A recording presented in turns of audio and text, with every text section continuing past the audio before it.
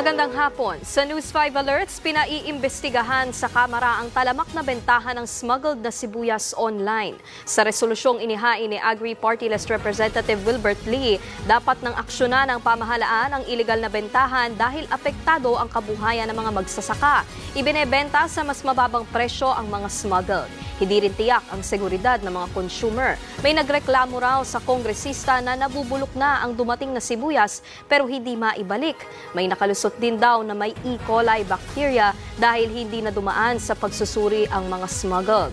Nananawagan ng kongresista sa DTI na higpitan ang pagbabantay.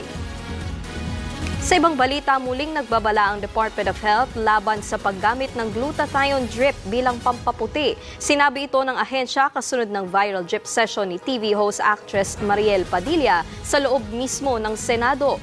Ayon sa DOH, wala pang clinical trial na makakapagpatunay na ligtas o epektibo ito. Hindi raw aprobado ng Food and Drug Administration ang pagtuturok ng gluta. Pinapayagan lang daw itong gamitin laban sa advanced cancer. Una nang nagbabala ang DOH na delikado sa liver at pwedeng mauwi sa pagkamatay ang paggamit ng gluta drip.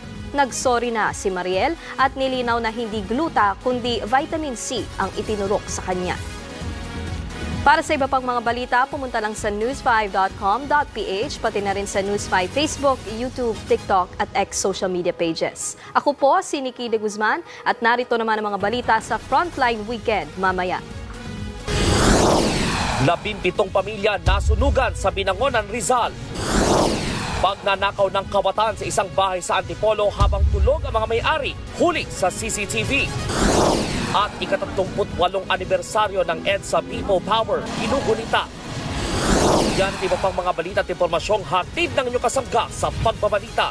Frontline Pilipinas, Weekend, mamayang 5:30 ng hapon.